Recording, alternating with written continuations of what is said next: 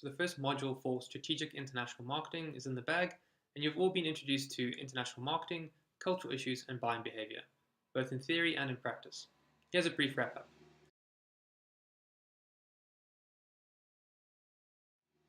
We started up with the introduction to international marketing, during which we reviewed the Nando's case study, identified the various factors that contributed to the rise of global marketing for this brand in particular, and tried to determine which geographic region Nando's should expand into next.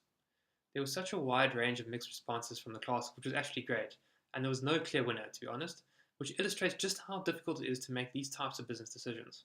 The class identified both the pros and the cons for each route and put forward their own arguments as to why they believed their choice was the best. As international marketers, you're going to be faced with these types of business challenges in the real world, and there never is really a clear right answer. But by interrogating the available options, it's often clear to see which options are more right than others.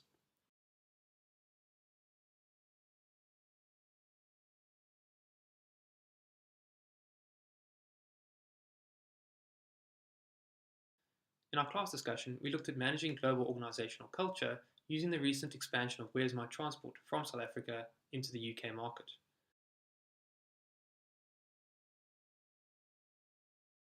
We also explored the concepts of convergence and divergence, and most of the class really demonstrated a good understanding of these two concepts. Unit 2 touched on cultural issues and buying behavior, and during the live tutorial we all discussed culture and consumer buying behavior in Africa, with specific reference to the rapidly growing cosmetics industry. There were some really interesting insights here, guys.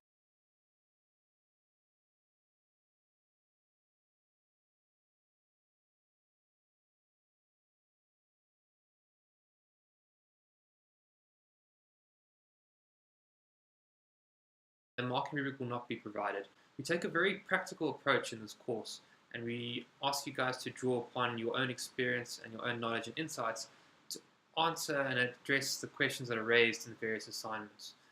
In life, you don't get given a marking rubric when faced with these types of business challenges in the real world. So we want you to really try and apply yourself in the best way possible using the theory that we've been giving you throughout this module, as well as your own sort of previous experience within the marketing environment to answer the case studies as best you can. When would be a good time to start working on the project? And my response to that is that the sooner the better. You guys will learn throughout the module, and it'll be great to apply those learnings to the case study. But in order to do that, you need to grasp a really good understanding of the various issues that are being addressed in the case, and then apply both the relevant theory as well as the knowledge that you're picking up throughout engaging with the various course materials to address the issues that are raised in the various cases. I believe that some students have already started organizing to meet with your groups, which is great. If you haven't done so, please do so. Visit the group project discussion forum in the assessments module and get in touch with your group.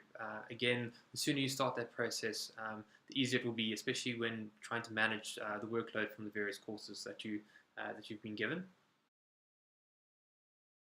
Hope you all enjoyed the introduction to strategic international marketing, cultural issues and buying behavior, and I'm looking forward to exploring the rest of this course with you in the weeks to come.